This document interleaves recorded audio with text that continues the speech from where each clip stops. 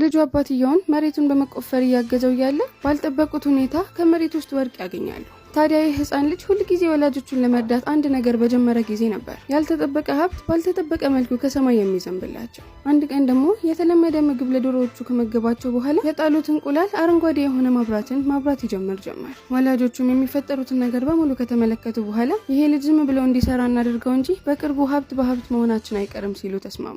ልጁም ታዲያ ለ18 ዓመት እነሱ ቤት ሲያገለግል ቆየ። እነሱም በጣም ሀብታሞች ሆኑ። በመጨረሻም በሚስጥር አንድ ትልቅ የሆነ ካምፓኒ ያገኛሉ። ነገር ግን ልጁ ወላጆቹ እስካሁን ድረስ ደሃ ናቸው ብሎ ስለሚያስብ ባገኘው ትርፍ ሰዓት በሙሉ ወደ ቤተሰቦቹ እየሮጠ በመሄድ የቤት ስራዎቹን ለማገዝ ይሞክር ነበር። አንድ ቀን ታዲያ የወላጆችን ህይወት እዚህ ቁጭ ብዬ እየሰራው መቀየር አልችልም ብሎ ስላሰበ ወደ ከተማ ሄዶ ጠንክሮ ሰርቶ ሀብታም እንደሚያደርጋቸው ቃል ገብቶላቸው ወደ ከተማ ይሄዳል። እዛም ልክ እንደደረሰ እቃ የመሸከም ስራን ያገኛል። በተመሳሳይ ሰዓት ደግሞ ቤተሰቦቹ ዝንጥ ብለውና የሀብታም ልብስ ለብሰው ድርጅታቸው ውስጥ ስለ ልጁ ይነጋገሩ ጀመር። አያትየው አሁንማ ሴት ልጅ በጣም እያሳዘነኝ ነው፣ ይሄ ሁሉ ጠንክሮ ለኛ እየሰራ የደረስንበትን ደረጃ እንዴት እንደብቀዋለን፣ እውነቱን የማወቂያ ሰዓቱ ደርሷል በማለት ለአባትየው በምትነግረው ጊዜ አባትየው ይሄ የልጃችንን ውስጥ ለማጠንከር ይረዳናል፣ ስለዚህ ለትንሽ ጊዜ ሲሰራም ዝም ብንለው ምንም ችግር የለም በማለት ያሳምናቸዋል። ታዲያ አንድ ቀን እንደተለመደው የሚሸከመውን እቃ ይዞ በየሆቴሎች በር እያለፈ እያለ አንዲት የሀብታም ልጅ ከማትፈልገው ሰው ጋር ሊድሯት እየሞከሩ እያሉ ይመለከታል። እሷም ያመጡላትን ወንድ በፍጹም ለማግባት ስለማትፈልግ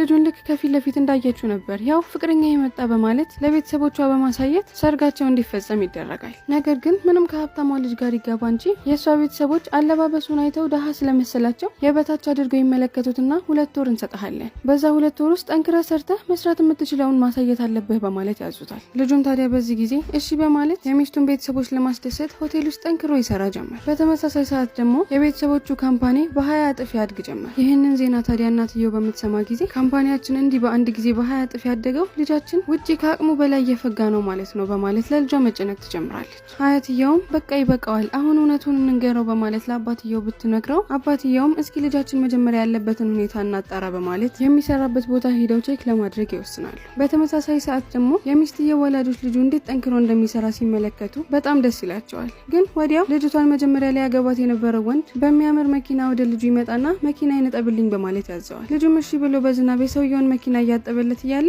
የልጁ ጓደኞችና ጋርዶች መኪናው ላይ የማይሆን ነገር እየደፉ እንዲሁም ደግሞ ልጁ ላይ መሳለቅና እሱንም መደብደብ በሚጀምሩበት ጊዜ የልጁ ወላጆች በቦታው ይደርሱና የሀብታም ልጆች ልጃቸው ላይ በጣም እየተሳለቁበትና እያሰቃዩት እንደሆነ ሲመለከቱ ለልጃቸው እውነታውን ሊነግሩት ይወስናሉ።